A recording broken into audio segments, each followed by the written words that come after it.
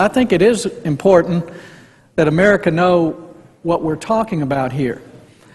At this point in the Senate, 94% of all the bills are passed unanimous consent.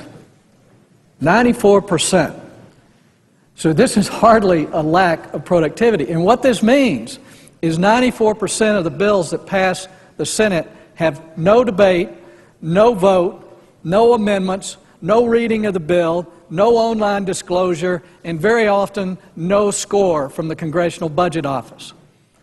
When I first took over the steering committee, one of the things I learned real quickly is that whenever we're having a break, if we're going for a week like we are this week, on my way to the airport, I would get a call from staff telling me there were dozens of requests to pass bills, unanimous consent, because they knew we were all going out of town.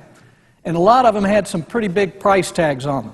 Folks, you don't get $13 trillion in debt when you're doing things right. And part of the problem is that 94% of the bills that pass the Senate pass in secret. The problem is not secret holds, it's a secret passing of bills, when very often we don't even know who's requesting bills. And if we didn't have staff available at night when they run their so-called hotlines, which means the phone in your office rings, they ask if you will agree to pass a bill. You haven't read it, you don't know what it's cost. If you ask to read it for the next day or two, it's very likely that some association is getting emails from either the Republican or the Democrat side that Senator DeMint is holding this desperately needed piece of legislation, who nobody else has read.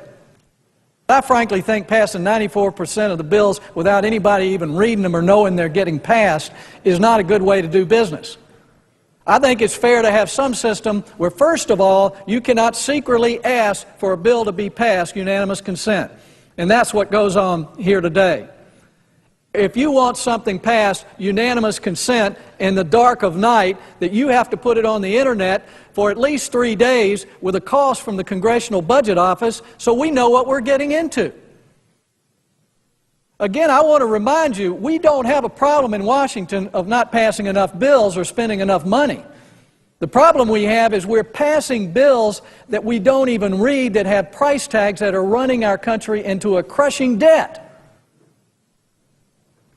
And again, I want to work with my colleagues, but I have a problem with people secretly asking that bills be passed in secret and that 94% of the bills in this place get passed that way.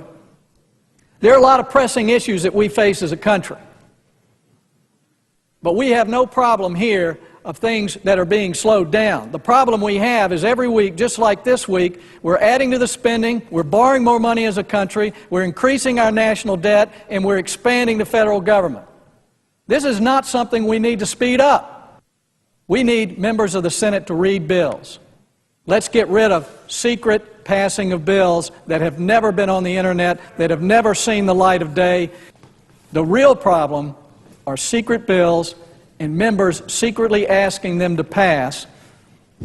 I'll be glad to let you know I'm holding them. Would the senator yield on me to hold those bills? Yield for a question? I will in just a moment. Without giving up your floor time. Senator from South Carolina has the floor. Let me ask the senator a question and then I'll yield.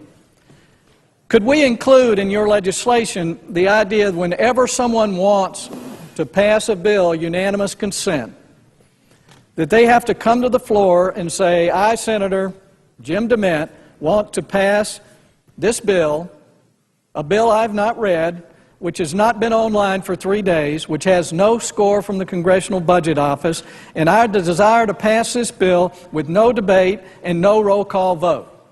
If we would do that as individuals, I'll be glad to give up my right to any secret hold.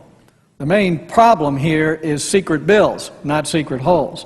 But if you are willing to modify your bill with the Coburn-McCaskill language, and if it includes revealing who is trying to pass the bill along with putting it online with a Congressional Budget Office score, I'll be glad to support your efforts for this bill. But I will not support the passing of your bill a la carte without the language being modified to include the Coburn-McCaskill amendment and the revealing of whoever is asking that bill be passed.